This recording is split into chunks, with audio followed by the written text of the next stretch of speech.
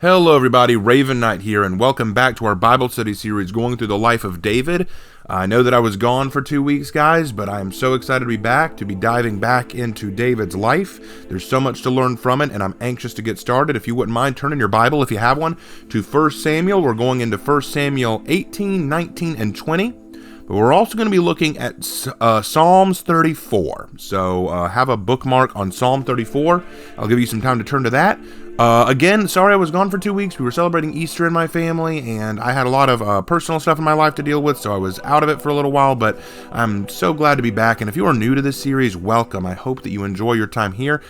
Please take the time to check out my other Bible study series on the book of Romans, and also go back and watch some of the previous entries on this Bible study series on David's life.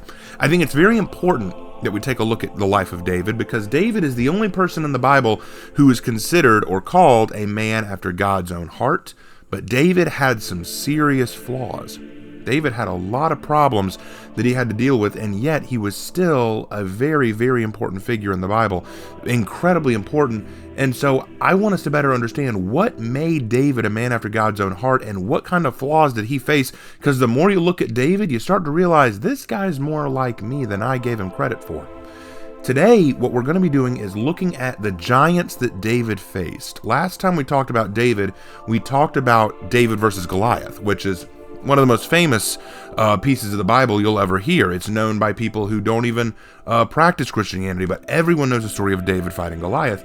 But I'm here to tell you that Goliath was only one of the giants that David faced. Throughout his life, David fought many, many giants, and today we're going to be taking a look at 5 giants in particular, giants that not only has David faced, but that you will be facing as well. Some of you today may even be fighting some of those giants yourselves. Some of you are probably thinking, Raven, yeah, I'm dealing with my own giants. I don't know what to do about them. And some of you may be saying, what giants are you talking about, Raven? I haven't fought a 9 or 10 foot tall warrior yet. Well, give it time. Anything's possible. But what I want to do today is really go through these chapters of 1 Samuel and share with you guys what kind of giants you'll be facing in your life. So if you have something to take notes on, I would take notes here, because I'm going to be giving you a list of the giants you may be facing. The first giant is the giant of negativity. The giant of negativity. We talked about this in 1 Samuel 17 when David first met Goliath. David confronted negativity from various angles. He had negativity from Goliath himself. He confronted negativity from his brother in 17. When he came to 17, verse 26, David asked the men standing near him, what will be done for the man who kills this Philistine and removes this disgrace from Israel? Who is this uncircumcised Philistine that he should defy the armies of the living God? They repeated to him what they had been saying, and told him, this is what will be done for the man who kills him. When Eliab, David's oldest brother, heard him speaking with his men, he burned with anger at him, and he said, why have you come down here, and with whom did you leave those few sheep in the wilderness? I know how conceited you are and how wicked your heart is. You come down only to watch the battle. We talked about that. Negativity is something that David had to confront from his brother, his allies, his own king. We confront negativity regularly, and not even just from our enemies, but from people we know and love. And quite often we'll give ourselves negativity too. Our negativity will come back on us, We often get hard on ourselves, and I'm the king of this. I am down on myself all the time. I beat myself up constantly. How many of you guys do that? I'll bet a lot of you do. Because I think it is something that a lot of us with low self-esteem do. We like to be very hard on ourselves. So this is a giant we face. This is a giant that we are always confronting. The next giant is the enemy. Now, obviously, Goliath was a big enemy of David's. Goliath was a major enemy of David. We know that, but there was another enemy that came along. What happened after David defeated Goliath? The people of Israel loved him. People of Israel absolutely loved him. If we turn to chapter 18, verse 5, whatever mission Saul sent him on, David was so successful that Saul gave him a high rank in the army. This pleased all the troops and Saul's officers as well. When the men were returning home after David had killed the Philistine, the women came out from the town of Israel to meet King Saul with the singing and dancing, with joyful songs and with timbrels and lyres. As they danced, they sang, Saul has slain his thousands, and David his tens of thousands. And this pissed off Saul. And it says in verse 29, Saul became still more afraid of him, and he remained his enemy the rest of his days. Saul became an enemy of David. Yes, we confront enemies. There is no question. There are physical enemies that we have to confront. Bullies, co-workers, rivals, bosses, people that we just don't get along with, even family members that we have a feud with. We will confront many enemies, and they are giants. Make no mistake. But you already know these two. Negativity and the enemy, we already know these two. We talked about these last time. Let's talk about the other three. There are three more giants that some of you may not be familiar with, and I want to share them with you today. The next enemy is jealousy. Jealousy. Let's take a look at 1 Samuel 18, 5 through 9 again. Whatever mission Saul sent him on, David was so successful that Saul gave him a high rank in the army. This pleased all the troops and Saul's officers as well. When the men were returning home after David had killed the Philistine, the women came out from the towns of Israel to meet King Saul with singing and dancing, with joyful songs and with timbrels and lyres. As they danced, they sang, Saul has slain his thousands and David his tens of thousands. Verse 8, Saul was very angry. This refrain displeased him greatly. They have credited David with tens of thousands, and he thought, but me with only thousands. What more can he get but the kingdom? And from that time on, Saul kept a close eye on David. Jealousy is an ugly thing. We've all been jealous at some point. We've all looked at our friends, neighbors, enemies, and we've said, man, how are they so much better than me? Why are they so much better than me? I should be better than them. I should be on their level, right? Why are they getting this praise? Saul was facing a giant of jealousy, and it was tearing him up. And jealousy works on us in a dark way. The first thing jealousy does is it makes us negative towards ourselves. We start to feel bad about ourselves. Why am I so low? But then we turn that self-inflicted pain upon the person we perceive as our enemy now. We turn them into an enemy. We start to make up lies about them, like what Saul did here. What more can he get but the kingdom? That's a lie. David is not after Saul's kingdom yet. He's not off to get it, but Saul has already decided in his mind, David must want my kingdom. He must want to take that from me. What else could he get now? He's already got the love of Israel. Why not just make him king? So he starts making these fabricated lies. He starts convincing himself of things that aren't true. And then inevitably, he tries to destroy it. It says in verse 10, the next day an evil spirit came from God, came forcefully on Saul. He was prophesying in his house while David was playing the lyre, as he usually did. Saul had a spear in his hand, and he hurled it at him, saying to himself, I'll pin David to the wall. But David eluded him twice. Saul was afraid of David because the Lord was with David.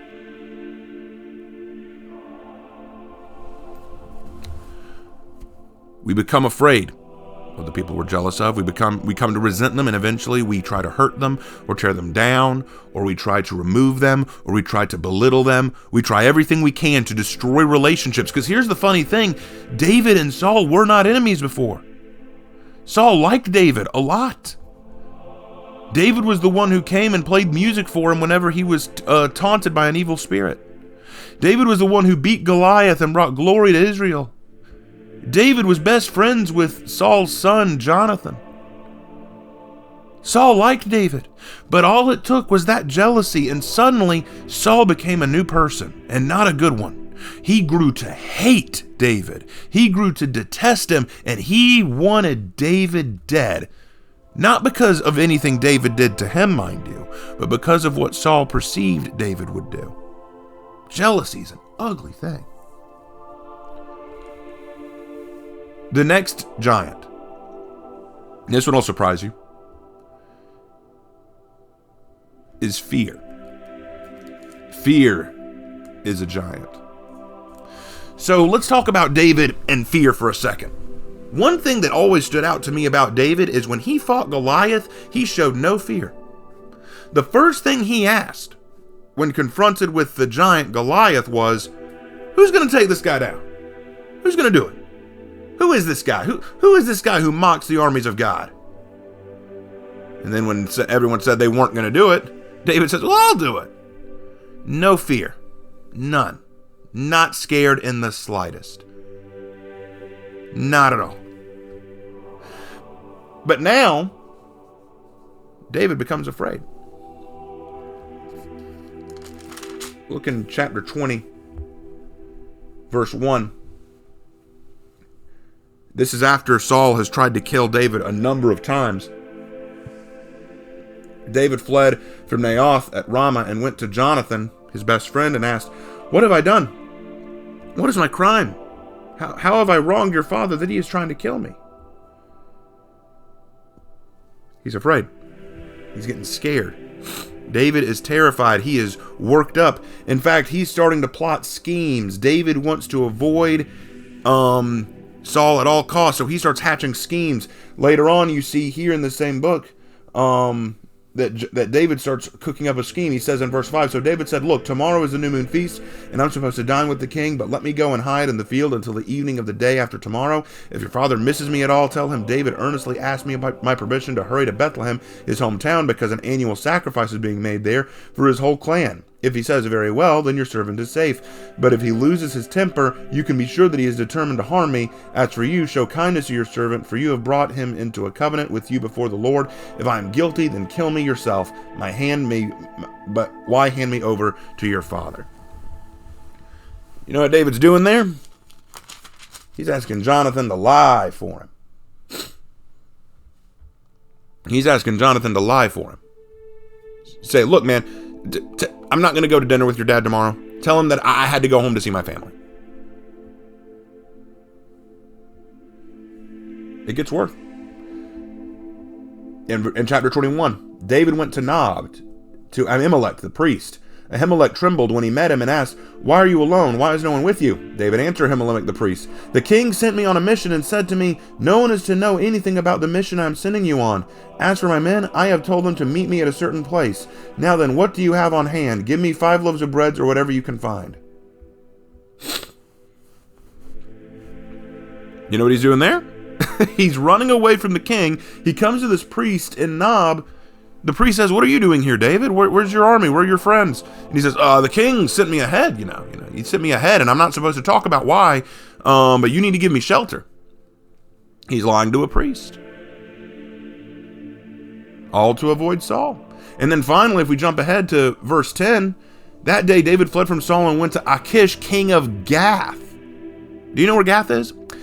In chapter 17, that's where Goliath was from. He went to Philistine territory. That day, David fled from Saul and went to Achish, the king of Gath. But the servants of Achish said to him, "Isn't this David, the king of the land? Isn't he the one they sing about in their dances? Saul has slain his thousands and David his tens of thousands." David took these words to heart and was very much afraid of Achish, king of Gath.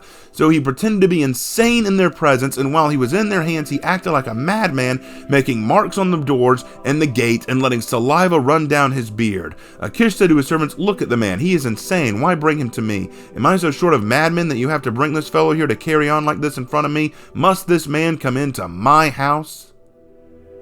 And on and on and on. So let's get this straight. David ran away and told Jonathan, "Lie to your father about where I went." Then he runs away to a priest in Nob and says, I'm not running away from the king. The king sent me here, and you have to give me shelter." And then he runs to the Philistines, hoping they'll hide him, and when he doesn't think they will, he pretends to be insane so that they won't hurt him. And he does more. And later on, Saul ends up killing the priests of Nob for sheltering David. David made some serious mistakes here, and all because of fear. And you might think, well, it makes sense, but keep in mind, this is the same guy who faced a 9-foot-tall giant without blinking, who went up to fight Goliath going, "Why won't anyone else do this?" What changed? Fear. David no longer looked at God. He looked at himself. Now, why did he look at himself? Why did fear come into his life? Because of the last giant. Success. Success is a giant. Now, I'm not saying success is a bad thing, but it can become a giant because what success will do is it will blind you to God and make you look at yourself. See, it's real easy to look to God when things are tough. And think about David, he grew up around bigger brothers than him. He spent all of his life with the sheep. He spends all of his time hanging out with these sheep, and that gives you time in the silence to listen to God, to talk to God, to get right with God. When you're looked down upon, it's really easy to go to God because God's your friend then, and he's the only friend you got. But once you get successful, once people like you, once you start doing things well, suddenly, well, yeah, maybe I am that awesome. Yeah, maybe I am just that cool. And when you start looking at yourself instead of God, you forget how much bigger God is than your problems. The giants that you face, oh man, that's a bigger giant than I thought it was going to be. David faced a lot of success. He was loved by everyone. Back in chapter 18, which we were just on, we hear all about how successful David was. Anything Saul sent him to do, he was successful in it. Anything he sent him. In verse 5, whatever mission Saul sent him on, David was so successful that Saul gave him a high rank in the army. David met with success after success after success, and David starts to go, well, maybe I am just that good. Maybe I am that awesome. And so when Saul becomes his enemy and starts coming after him, David forgets to look to God, and he succumbs to fear. Fear for his life. He gets his friend Jonathan to lie for him. He runs and lies to a priest so that he can take shelter there, and then runs to the Philistines, and when the Philistines won't give him shelter, he acts insane so that they'll kick him out. David was wrapped up in fear. All of these giants that I've mentioned, negativity, enemies, jealousy, success, and fear, all of these, they do one thing in common. And this is the big point I want to share with you guys today. All these giants do one thing in common. They make you drift. Now, what is drifting? If you've ever been to a beach, if you've ever been to the ocean, walk out into the water and pick a singular spot. Like, you could probably go to the beach, you set up your umbrella or your towels or whatever, you set up all your stuff, and you go out into the water to have a good time, and you're standing in the water in front of your towel and your umbrella, and you start having a good time. You're playing around in the water, you're having fun, it's all a lot of fun, but then suddenly you look up and you notice you have drifted away from where you were. You'd gone further down the beach than you intended. You didn't feel it, you didn't notice it happening, you weren't aware of it happening, but very gradually the current had pulled you away from where you started, and you have to work your way back. That's drifting. We are connected to God, but when we let these giants into our lives, when we don't face them properly, they make us drift, so we get further and further away from God. When we succumb to negativity, when we let our enemies get the better of us, when we fall to jealousy, when we let success blind us, and when we cave to fear, we drift away from God. And that is what David is doing here. David is drifting from God. That is why, because think about it. He should have said, what do I have to fear from Saul? He's just a mortal man. He is God's anointed king, and I'm sure that we can work this out. I'm sure that everything will be fine. Instead, he starts making schemes. He starts setting up things to get out of problems himself. He gets Jonathan to lie for him. He runs away to Nob. He runs away to the Philistines. He runs all over the place. He's making mistakes. He's making a lot of errors. And it's because he's lost sight of God for a minute. You'll notice that he does not mention God during his fleeing. He does not mention God. He only mentions it once, and that is when he's asking Jonathan to help him, when he says, the Lord is my witness.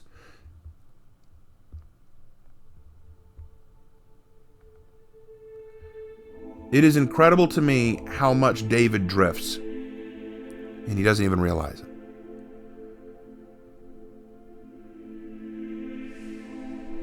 Now you might be thinking to yourself, okay, Raven, interesting case. Those are some real giants for sure.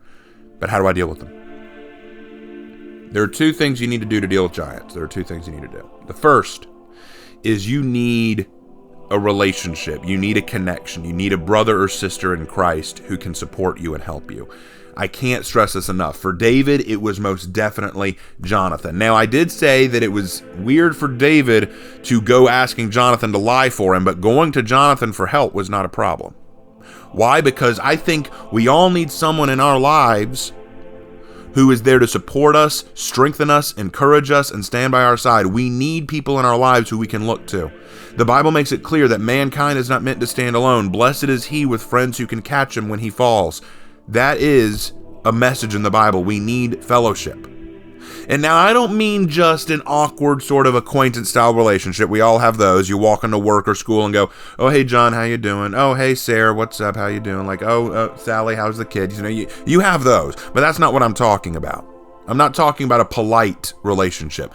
I mean a deep relationship. What does that look like? Where you're willing to share emotions with each other, where you're willing to come to each other and share, "Man, this is how I'm feeling right now. This is what's going on in my life." You need to be open with this person. I have Jay, who's a really good buddy of mine, who I know I can go to for just about anything. I've got my younger brother. I've got my friend Hannah. I've got lots of people in my life who I can go to when I know I have an issue. If you don't have someone in your life like that, you need to find someone. I've had a lot of people say, "Raven, do I need to go to church as a Christian?" And my response to that is yes, but keep in mind that church is not just a building where you go and you praise Jesus on Sundays. It is a place where you go and you make connections. It is a place where you go where you build relationships with people. You build these kind of rapport. And if the church you're currently going to isn't making those kind of connections, then that may not be the church for you, because you need a collection of believers, or at least a few close friends who you can trust. Because think about this. Let's look at chapter 20 again. Look over here at verse 12 of chapter 20. Then Jonathan said to David, I swear by the Lord, the God of Israel, that I will surely sound out my father by this time the day after tomorrow. If he is favorably disposed toward you, will I not send you word and let you know. But if my father intends to harm you, may the Lord deal with Jonathan, be it ever so severely, if I do not let you know and send you away in peace. May the Lord be with you as he has been with my father. But show me unfailing kindness like the Lord's kindness as long as I live, so that I may not be killed. And do not ever cut off your kindness from my family, not even when the Lord has cut off every one of David's enemies from the face of the earth. So Jonathan made a covenant with the house of David, saying, May the Lord call David's enemies to account. And Jonathan had David reaffirm his oath out of love for him, because he loved him as he loved himself. David and Jonathan were like brothers. They were like brothers. And Jonathan reaffirms his covenant to David many, many times. They were incredibly close. You need someone like Jonathan in your life, and you may need to be a Jonathan to someone else in their life. I cannot stress that enough. That's the first way we deal with it. You have someone have your back. The second way you deal with giants. The second way, turn to Psalms 34. I told you we'd get there. You need to be able to recognize your mistakes and own up to them and learn from them. You need to learn from your mistakes. One of the cool things about the book of Psalms is it's a great book to read parallel to Samuel, because many of the Psalms were written by David. They were written throughout his life. And if you look at Psalm 34, it says, this is David after pretending to be insane in order to escape from King Achish, which you can read about in 1 Samuel 21. We just talked about that. So David had just finished behaving insane for King Achish. He'd just been kicked away from the Philistines, and now he's off on his own again, and he's had time to think about everything, and here's what he has to say. It says, verse 1, I will extol the Lord at all times. His praise will always be on my lips. I will glory in the Lord. Let the afflicted hear and rejoice. Glorify the Lord with me. Let us exalt his name together. I sought the Lord, and he answered me. He delivered me from all my fears. Those who look to him are radiant. Their faces are never covered with shame. This poor man called, and the Lord heard him. He saved him out of all his troubles. The angel of the Lord encamps around those who fear him and delivers him. Taste and see that the Lord is good. Blessed is the one who takes refuge in him. Fear the Lord, you his holy people, for those who fear him lack nothing. The lions may grow weak and hungry, but those who seek the Lord will lack no good thing. Come, my children, listen to me. I will teach you the fear of the Lord. Whoever of you loves life and desires to see many good things, see many good days, keep your tongue from evil and your lips from telling lies. Turn from evil and do good. Seek peace and pursue it.